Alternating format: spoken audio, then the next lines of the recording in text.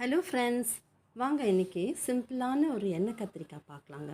இந்த கத்திரிக்காய் மேலே இருக்க அந்த பர்பிள் கலரில் ஆன்டி ஆக்சிடென்ட்ஸ் இருக்கிறதால நிறைய ஹெல்த் பெனிஃபிட்ஸ் கொடுக்குதுங்க.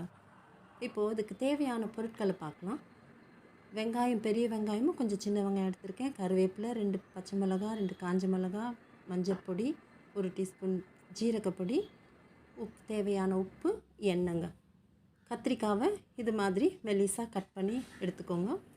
கடாயில் 2 டேபிள் ஸ்பூன் எண்ணெய் விட்டு கடுகு உளுத்தம்பருப்பு போட்டு வெடித்ததும் அது கூட எடுத்து வச்சுருக்க மிளகாங்களை போட்டு கொஞ்சம் நேரம் கலந்துட்டு வெங்காயத்தையும் கருவேப்பிலையும் போட்டு வதக்கி அதோட கட் பண்ணி வச்சுருக்கேன் கத்திரிக்காயும் போட்டு கொஞ்சம் நேரம் நல்லா கலந்து விட்டுக்கோங்க. கொஞ்சம் வதங்கினதும் அதோட மஞ்சள் பொடி, தேவையான உப்பை சேர்த்து அதோட 1 டீஸ்பூன் ஜீரகப்பொடியும் சேர்த்து கலந்துக்கோங்க. இந்த ஜீரகப்பொடி தாங்க நல்ல சுவை கொடுக்கும்.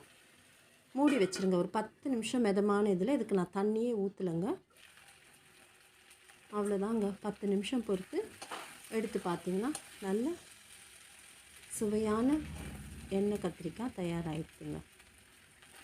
இது தயிர் சாதம், சாம்பார் சாதம் எல்லாத்துக்கூடையும் நல்லா கம்பைன் ஆகுங்க. செஞ்சு பார்த்துட்டு இது எப்படி இருந்துச்சுன்னு கமெண்ட்டில் சொல்லுங்கள். பிடிச்சிருந்தா சப்ஸ்கிரைப் பண்ணுங்கள். நெக்ஸ்ட் வீடியோவில் பார்க்கலாம்.